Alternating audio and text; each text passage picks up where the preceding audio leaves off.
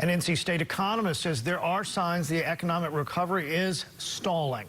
Just unemployment benefits are set to run out next week. Our Capitol reporter Michael Hyland live in Raleigh-Fords. And Michael, people are affected by that, very worried about what it's going to look like for them in the next few months. Right. It could be a long time before we see big events happening at event venues like this. Today, I talked to a man who used to make events like this happen, and he's concerned about how long it's going to be before he's back to his old job.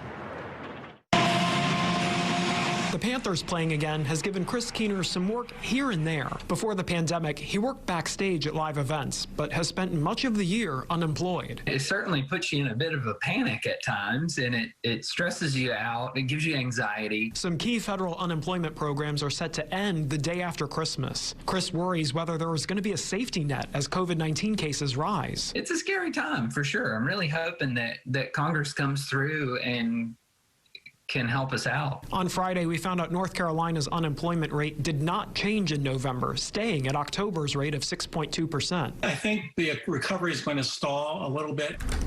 NC State economist Mike Walden says true unemployment could be a couple percentage points higher because the rate doesn't include people who've stopped looking for work. He says Congress needs to pass a relief bill.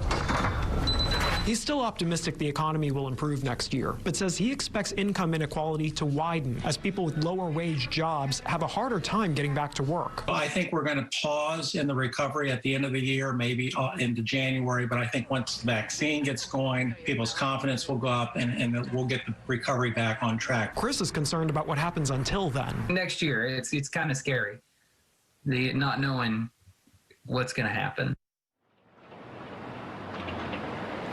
Walden says regardless of whether there's any kind of shutdown order, people are hearing about the rising cases, including the record set in North Carolina today, and they're changing their behaviors as a result of that. So he thinks this relief package would go a long way to helping until the vaccine is more widely available.